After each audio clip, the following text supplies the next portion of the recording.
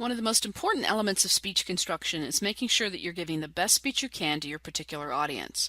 Sometimes we're given, or we already have, specific information about who will be in our audience, and in those situations, audience analysis can be quite easy if you consider the things I'll talk about in this presentation. In some cases, however, you may be speaking to a general audience of which you have very little information, and in those instances you'll have to think carefully about your audience, make some educated guesses, and use the things I talk about in this presentation strategically so that you give the best presentation possible.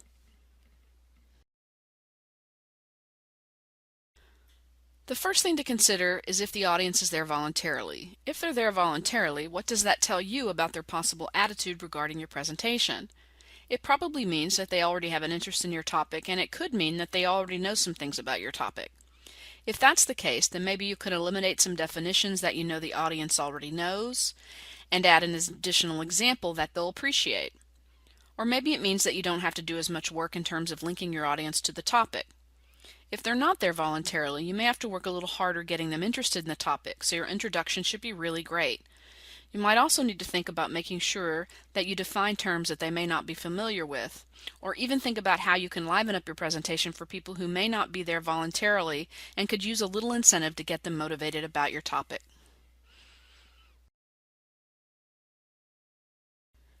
You should also think about what your audience does or doesn't already know about your topic.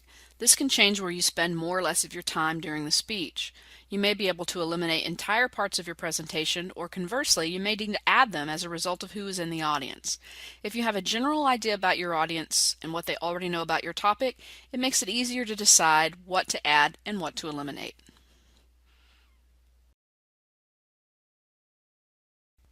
Have you ever been to a movie where you were expecting one type of experience, like expecting to laugh, and you got another one instead? It can be disappointing. So make sure to the best of your ability that you know what kind of presentation your audience is expecting. Are they expecting something interactive or something less so? Are they expecting you to be serious or playful? Are they expecting it to be persuasive rather than informative? Remember when we talked about delivery and the use of rate of speech to communicate emotion?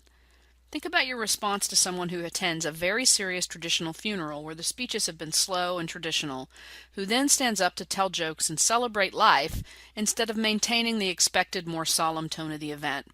You'd probably be uncomfortable both for the speaker and for the family. The same issues are at play in any presentation context, so you want to make sure that you don't ignore the audience expectations about your presentation.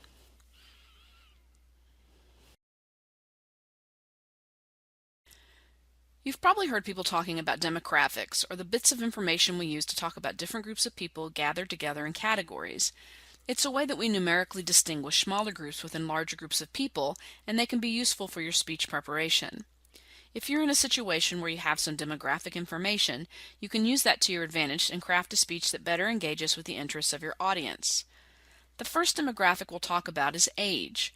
If you know the general age of your audience, it can help you make some important decisions.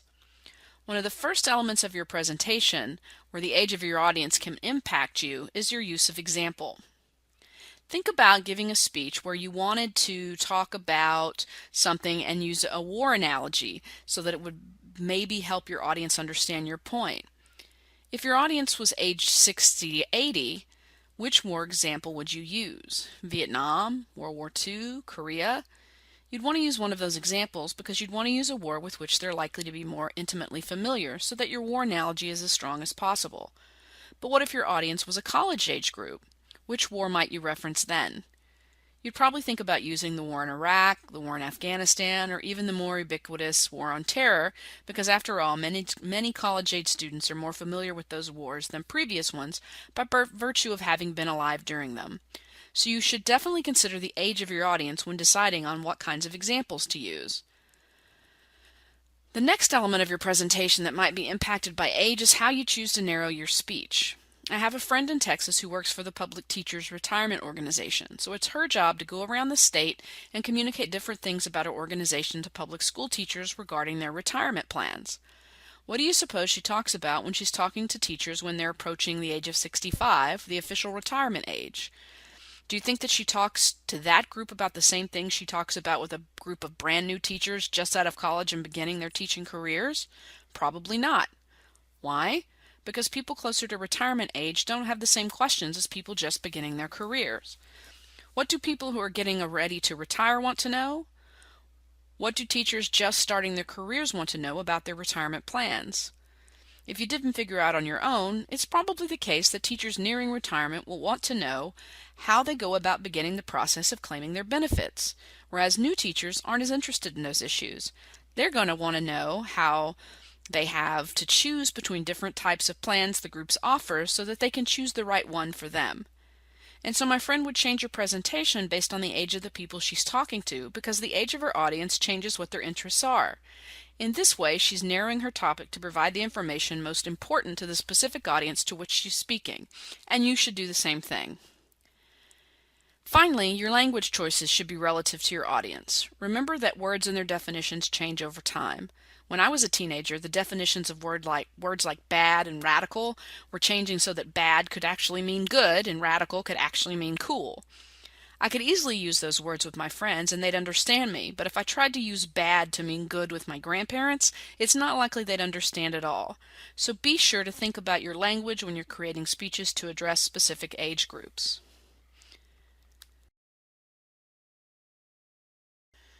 The first thing to know about the demographics of sex and gender is that even though they're commonly conflated, sex and gender aren't the same thing. Sex is biological. We have males and we have females. Gender, on the other hand, is socially constructed. Though we link gender roles to sex, for example, women may wear tights while men typically don't, gender roles exist on a continuum and they're fluid. So, for example, while women tend to be the ones that wear tights now, in Revolutionary times our founding fathers actually wore them, not our founding mothers. In addition, while this morning you may have taken care of some housework, which is typically defined as more feminine in our culture, this afternoon you perhaps had to change a flat tire, which is traditionally defined as a masculine role. But you did both. You, like most others, exist on a gender role continuum, able to do things typically defined as both feminine and masculine. So here's the thing to remember about gender and sex as it relates to audience. You should never totally rely on sex and gender role stereotypes in your speeches, even if you're talking to all men or all women. In classes, I typically ask students to say something that typically all guys are thought to enjoy. What's the first thing that comes to your mind? If you said sports, then you're like most other students, and by and large, you're not incorrect. Most males do tend to like sports. Now think about the same question, but consider women. What is something that we assume most women like to do? If you said shopping, once again you're right in line with the typical response from students. And again, as a rule, women do enjoy shopping. Why we have these tendencies is a deeper subject that you can learn about in other cultures' courses on sex and gender, but suffice it to say that we all have some pretty commonly held assumptions about the likes and dislikes of men and women. So you can use these assumptions, these gender role stereotypes in your speeches if you're talking to men or women, but just use one. If you're looking for an analogy and you're talking to all men, a sports analogy would make sense. But don't make all of your supporting material and examples based in sex role stereotypes like sports or shopping. After all, just as there are many men who enjoy shopping, there are many women who might enjoy sports, so you don't want to constantly rely on gender and sex role stereotypes. In addition to probably not being the best idea in terms of a speech strategy, you also risk offending people if you so narrowly define the roles of men and women in your presentation.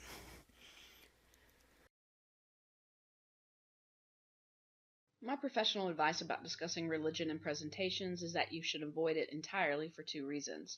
First of all, it's virtually impossible to narrow down a religious belief of an entire audience. What if you're talking to a group of Christians? Are they Catholics or Protestants? A little of both? Evangelicals, Episcopalians, Baptists? How would you know? Let's say you're speaking about an audience or to an audience of all Catholics. You've got Catholics who are more progressive and disagree with the modern Vatican, and you've got Catholics that adhere to all the edicts of the Vatican, including a list of movies they're not allowed to see. What about if you're speaking to a group of Protestants? There are lots of denominations of Protestant Christianity, and they're different denominations because they believe different things about Christianity and or the Bible.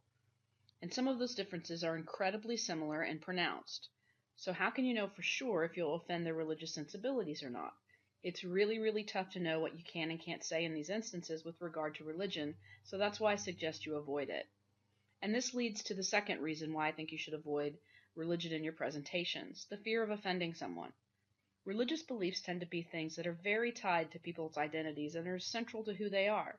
Thus, if you offend someone's sensibilities about religion, it's very tough to get them back as an audience member and on board with you. To me, all of this seems too big a risk in most instances to attempt.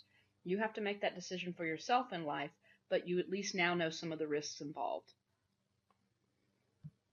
Another demographic to think about is race and ethnicity. The fact of the matter is that our notions of race are socially constructed. There are no racial genes. These are human-created categories of people, and there's no racial distinction between a black person, a white person, a Hispanic, an Asian, or any other type of racial category that we've created. Thus, it's probably more realistic to talk about ethnicity, which, like gender, we tend to link to racial categories we've made up throughout history, such as white, black, Hispanic, Asian, etc. It's certainly the case that different ethnic groups have tendencies that differ from other ethnic groups, but just like our discussion about religion, it's tough to really nail down the definite ethnic tendencies of a group unless you know that group very well. For example, when I first came from Texas, where there's a high percentage of Hispanics, I met someone named Maria who had an olive complexion, and so I assumed she was Hispanic. But I was wrong. She's of an Italian heritage, and people had never mistaken her for Hispanic in the Northeast. They all knew she was Italian. So my point is that you can be wrong in your assumptions.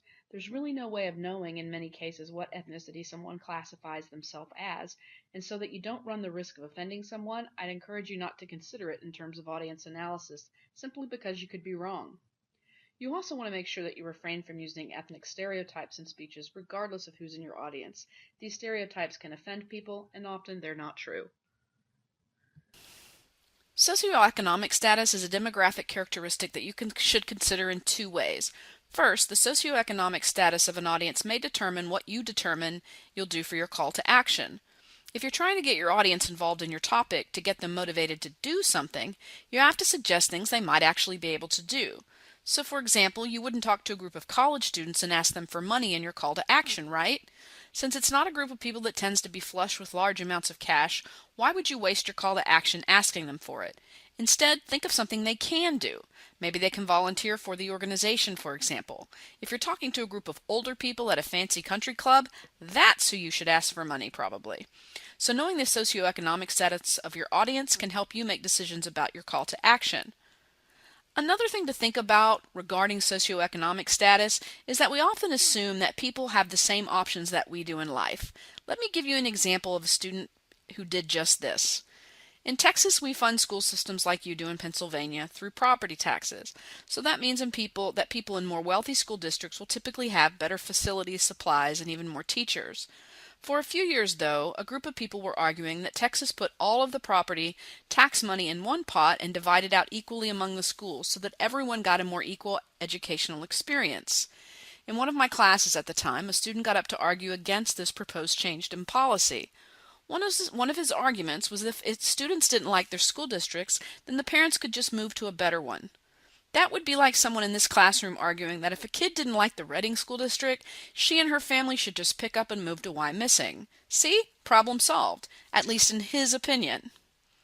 Of course, that's not possible for most people, but he hadn't considered that fact, that what might be possible for his family because of their socioeconomic status might not have been possible for many other families. He wasn't intentionally trying to sound mean or cruel. He just truly had never thought about the fact that many people didn't experience the world the way that he had in his relatively privileged economic status. So the lesson to learn is that we shouldn't ever assume that everyone is impacted by issues in the same way, and that socioeconomic status is one of the ways that influences what people see as possible or not possible. If you've ever learned anything about the right brain versus the left brain, or even if you've just noticed that sometimes people have a propensity for math while others may have a propensity for the arts, you've already started to learn something about what might guide us to make choices regarding occupation. Sometime you might be talking to people who all have the same job, and sometimes you might be talking to people who have different jobs. But regardless of the situation, there are a few things you can think about with regard to the audience analysis and occupation. I'll put this in the context of my own family. My dad's a biochemist and works in the lab of a major pharmaceutical company. I, on the other hand, barely passed college chemistry and couldn't have been more bored in the class. On the other hand, I have an excellent grasp of language and writing and become skilled as a teacher, a job I have propensity for being able to do. Whereas when my dad had to train some employees on something for a week, he thought it was the hardest thing he'd ever done. In his job, he's used to and comfortable with more math and science type of work and deals with data that most would consider hard science. I, on the other hand, hate math and science, and I find statistical data that he works with misleading and inherently untrustworthy, while finding data like human narratives more persuasive. So if you're speaking to a group of biochemists, you'd want to consider what type of data they're used to working with and use more statistics or scientific data in your presentation. If you're talking to a group of poets, however, you'd probably be more persuasive and more memorable if you used more narrative data and tell great stories to make your point. So when you know what the group does for a living, you can make some smart choices about what types of support you should use to support your arguments. If your audience is mixed or you don't know what they do, you're probably best served by using a variety of different types of support so that you can cover as many bases as possible. Later in the semester, we'll talk about the different types of supporting material, and you'll know which ones to use based on your career makeup of your audience. Now that we've talked about demographics, let's talk about rhetorographics, which are similar to demographics in terms of how you think about your speech, but they deal with elements of your speech that surround your audience in the event itself. The first rhetorographic I would like to talk about is place. We've already talked about a little bit of this semester, but in those instances we were talking about the physical constraints of place in terms of your delivery of the speech, such as small rooms versus bigger rooms, and what that means for volume. But there are other ways to think about place too. For example, are you in a space that encourages people to be more relaxed, or are you speaking in a space that's more clinical in its appearance? Should that determine to some extent what your delivery should be like or how formal you should be? Sometimes yes and sometimes no. You have to think about your specific situation and make that determination. Next, we should discuss time. There are two ways to think about time. First, as we've talked about before, you need to remember that time limits matter, and we don't live in a culture where you can ignore these limits without negative consequences. But another way to think about time is time of day. What might an audience be like if you're the first speaker in the morning at 8 a.m.? Tired and groggy, right? So how should your delivery work in that context? You don't want to be too chipper because people might want to throw things at you. But you do want to have a good energy level and be positive since people are just getting their bodies and their brains going. Next, think about this being the speaker right before lunch. What's on your audience's mind then? Lunch. So don't go overtime. They're hungry and anxious to eat lunch. In addition, their energy level is probably lower because they need calories. So you need to again think about your delivery and have some energy. Now what about speaking after lunch? How are they going to feel? Some may feel just fine and ready to go, and others may be a little groggy because they've just had a meal and their body is using lots of energy to digest.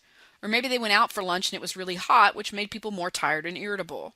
Remember again that this is a time for a good measure of energy, perhaps even a time to get people literally moving or verbally engaged in your presentation to wake them back up, if that's appropriate in this context. Finally, think about being the last speaker of the day. You're the person standing between their job or their daily activity and being able to go home and relax. This is the worst possible time to go overtime for obvious reasons.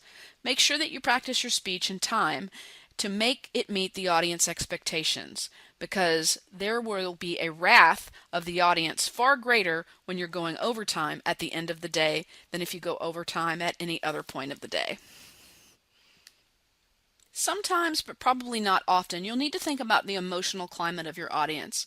If you're speaking at a place where finances aren't going well and people are worried about their job, that's a very different climate and energy than a business that's growing like crazy. Think about how that might impact your speech, if at all. Another example would be a place that's just experienced something very emotional. In the case of something positive, it's easy to simply mention the positive event and congratulate them on the accomplishment. So, for example, you might be speaking in a town that was just granted the Olympics. Say congratulations and note what a wise decision it was to pick their city, if that's how you feel. On the other hand, you can also deal with audiences who are dealing with grief. Think about the people who had to give speeches in New York City right after 9/11.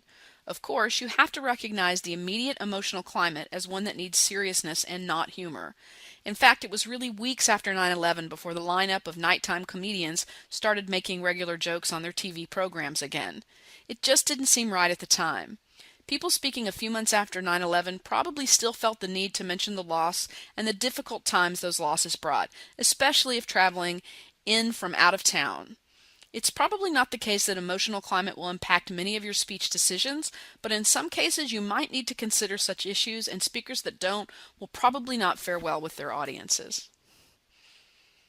So we've talked about demographics and rhetorographics as things you need to think about before giving your speech, but you can also analyze your speech during and after it to gain valuable insight. When you're evaluating your speech while it's happening, that's called process analysis, and we've already talked about this to some extent. You can learn by looking at people's faces that you've not been clear. While giving your speech extemporaneously, you can stop and clarify what was unclear for that audience, but you can also take that experience and change your speech so that the next time you give it, you make sure you're more clear about that element that people had trouble with the first time. So by analyzing the audience's reaction to the speech the first time you gave it, you can make decisions about what to change in the future. You can also learn something about your audience's reaction to your speech after your speech is over, and the way to get this information is through the question and answer period.